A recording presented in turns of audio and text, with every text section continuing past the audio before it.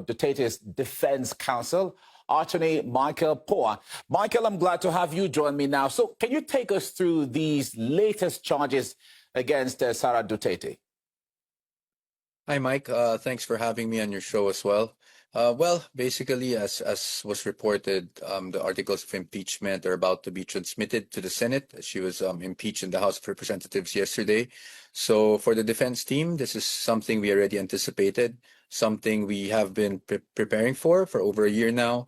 So I can say that we're pretty much ready to give her the most solid defense that we can give her, and in order to prove to the Filipino people that all of these allegations are baseless.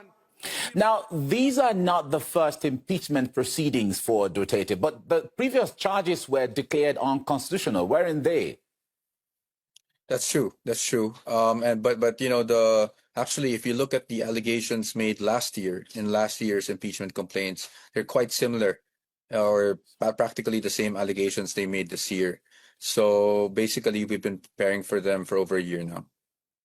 Now, given Sara Duterte's split from the alliance of Ferdinand Marcos Jr., in your opinion, could the allegations be considered politically motivated?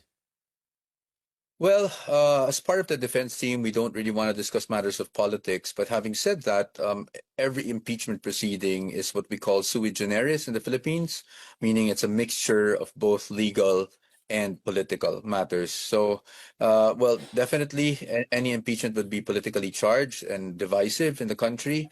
But as far as the defense team is concerned, we're just focusing on the legal aspect of it, and just to ensure that we can show the Filipino people that, again, these allegations are totally baseless and they lack evidentiary weight.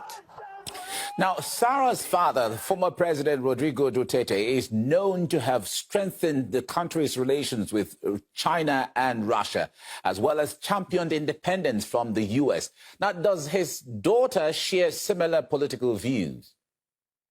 I'm sorry, Mike. I'm not authorized to really discuss political matters, as I'm only confined to the legal issues, being the counsel of the vice president. So I must beg your indulgence, but I cannot respond to questions on politics. All right, we certainly respect that. But speaking of Rodrigo Duterte, he is still in The Hague facing trial. What can you tell us about the charges against him?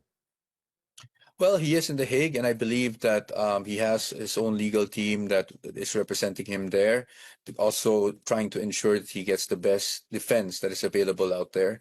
So that's all I can say for now, as I'm not privy, or I'm not part of the defense team of the former president.